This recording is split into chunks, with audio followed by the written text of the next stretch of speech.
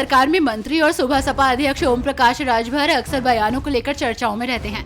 वो अपने विरोधियों पर हमला बोलने का कोई भी मौका नहीं छोड़ते। तो वहीं एक बार फिर उन्होंने समाजवादी पार्टी के मुखिया अखिलेश यादव और बदायूं से शिवपाल यादव के बेटे आदित्य को चुनाव लड़वाने पर तंज कसा है, जहां उन्होंने सपा के मैनिफेस्टो को फर्जी बताया है।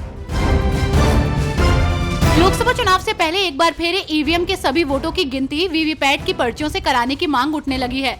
हालांकि अब ये मामला सुप्रीम कोर्ट जा पहुंचा है। इस मामले पर अगली सुनवाई 16 अप्रैल को होगी। आपको बता दें कि एसोसिएशन फॉर डेमोक्रेटिक रिफॉर्म ने 100% ईवीएम वोटों और वीवीपैट की पर्चियों का मिलान करने की मांग को लेकर याचिका दायर की थी। सुप्रीम कोर्ट के जस्टिस संजीव खन्ना और जस्टिस दीपांकर दत्ता की बेंच इस पर सुनवाई कर रही है। लोकसभा चुनाव 2024 में पूर्वांचल की जंग बेहद ही दिलचस्प होने वाली है। एक और बीजेपी और सपा अपने अपने महारथियों को चुनावी रण में उतारने में जुटी हैं, तो वहीं पीडीए की काट के लिए बना पीडीएम भी शांत नहीं बैठा है। एआईएमआईएम के साथ मिलकर पिछड़ा दलित मुसलमान न्याय मोर्चा बनाने वाली अपना दल के लोकसभा चुनाव में 5 से 7 सीटों पर चुनाव लड़ने की तैयारी कर रही है। देश भर में आज ईद का त्योहार धूमधाम से मनाया जा रहा है। सभी एक दूसरे को गले लगाकर ईद की मुबारकबाद दे रहे हैं। तो वहीं कुछ लोगों ने अलीगढ़ और लुधियाना में माहौल बिगाड़ने की कोशिश भी की है। आपको बता दें कि उत्तर प्रदेश के अलीगढ़ में ईद की नमाज के दौरान कुछ लोगों ने फ्री फिलिस्तीन के पोस्टर लेकर नारेबाजी की। तो वहीं पंजाब के लुधियाना में फिलिस्तीनी झंडे के साथ ईद उल फितर की नमाज अदा की गई है।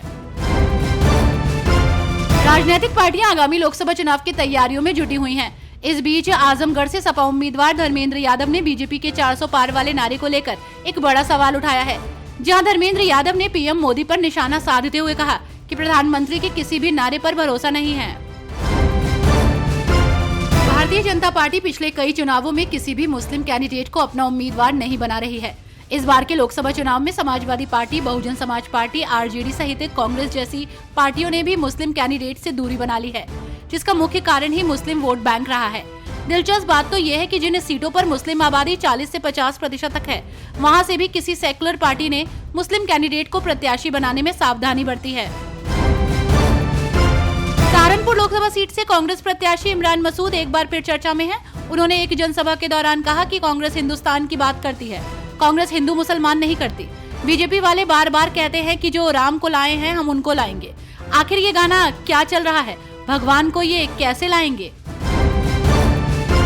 अमेठी से भारतीय जनता पार्टी की उम्मीदवार और केंद्रीय मंत्री स्मृति ईरानी आज अपने निर्वाचन क्षेत्र जा पहुंची, जहां स्मृति ईरानी ने कांग्रेस नेता राहुल गांधी पर हमला बोला। उन्होंने कहा कि अभी तक कांग्रेस ने अमेठी से अपना उम्मीदवार घोषित नहीं किया है। साथ ही कहा कि मैंने लोगों को रंग बदलते देखा है, लेकिन परिवार बदलते राहुल गांधी को पहली बार देखा है। लोकसभा चुनाव के मद्देनजर देश का सियासी पारा हाई है। इस बीच कांग्रेस नेता राहुल गांधी ने राजस्थान के अनूपगढ़ में एक जनसभा को संबोधित करते हुए बड़ी चुनावी घोषणा की, जहां राहुल गांधी ने कहा कि प्रत्येक गरीब परिवारों की एक महिला के खाते में तब तक 1 लाख रुपए डाले जाएंगे जब तक वो परिवार गरीबी रेखा से बाहर नहीं आ जाता, जिससे हम हिंदुस्तान से गरीबी को मिटा देंगे।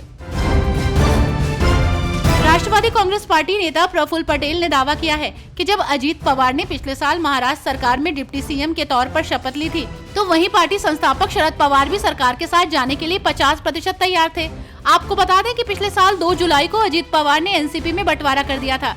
तब उनके साथ महाराष्ट्र सरकार के 8 मंत्री भाजपा, शिवसेना, शिंदे गुट सरकार में शामिल हो गए थे।